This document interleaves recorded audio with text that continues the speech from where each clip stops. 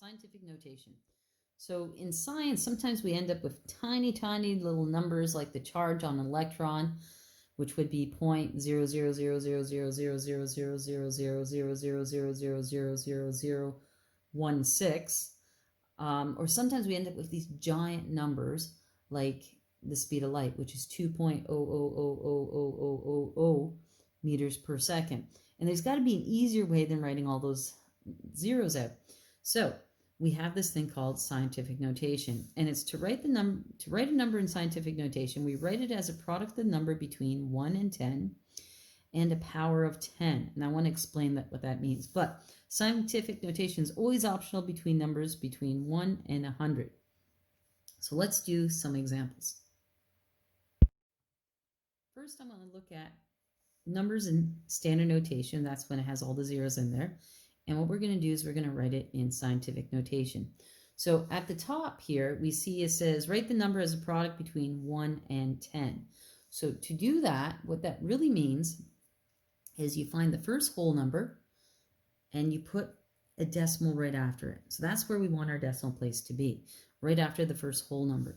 And then you have to look at, okay, how many times did I move the decimal place to get there? So in this case here, I moved it 1, 2, 3, 4, 5, 6, 7, 8 times.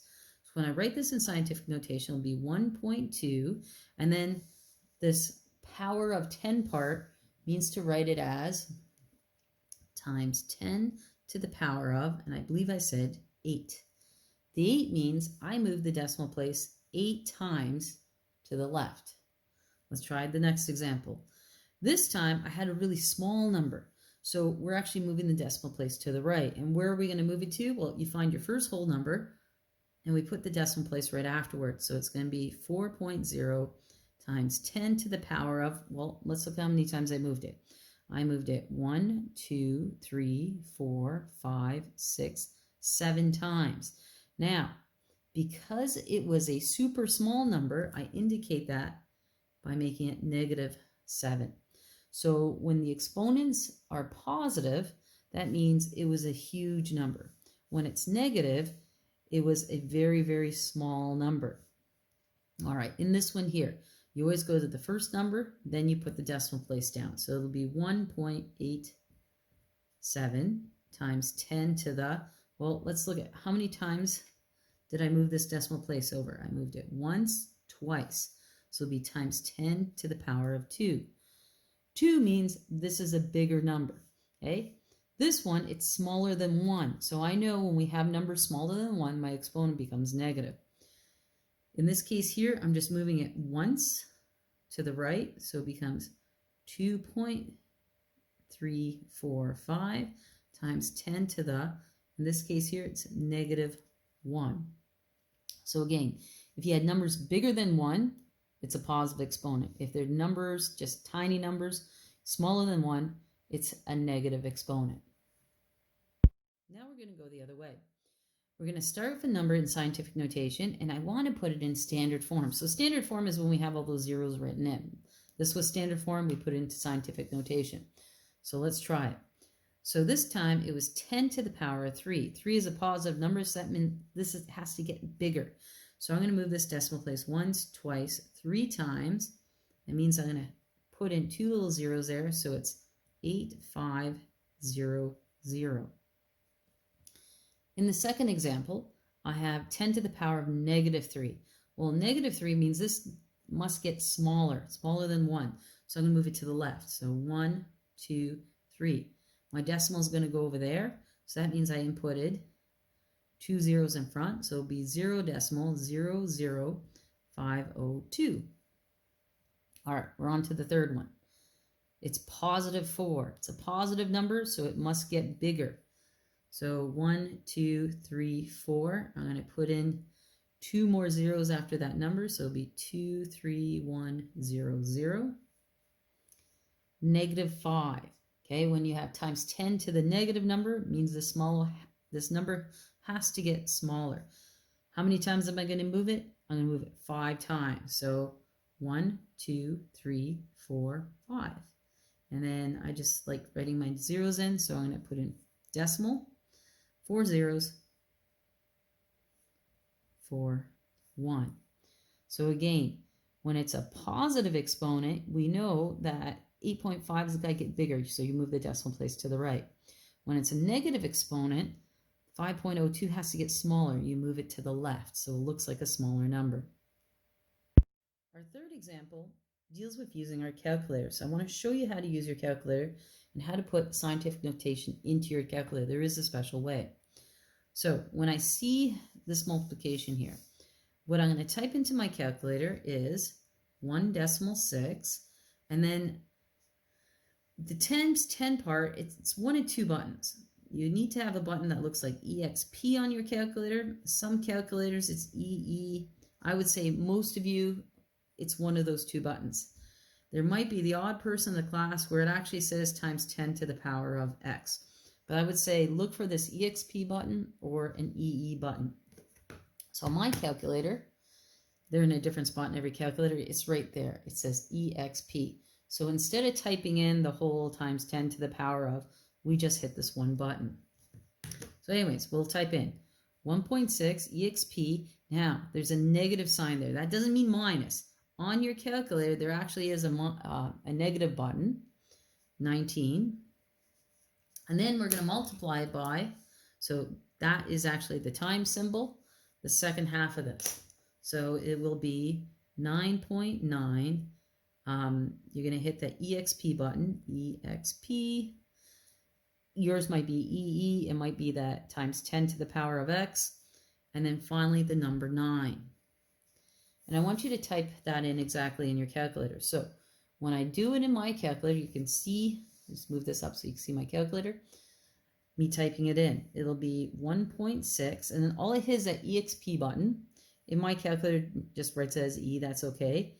The negative button, 19, times 9.9, that EXP button again, 9, and I end up with this number in scientific notation. So I'm just going to write that down. So it is 1.584 times 10 to the negative 9. Now, some calculators round this to 2. So if you get, you can't even see that. If you get a 2, that's okay. I know some calculators actually round that. We're going to try another example using the calculator. So in this one here where it says 6.67 times 10 negative 23, remember, you would just type in the 6.67. You find the button on your calculator. On my calculator, it's EXP. Most calculators either say EXP or it's that EE button. Then you need the negative, not a minus sign, but there's a negative button on your calculator, 23. The time symbol. And we do it again. So it'll be 7.5, that EXP button, the negative button, and in this case, it's a 14. So that's exactly what I type into my calculator. So here's my calculator. You can see it as I start typing it in.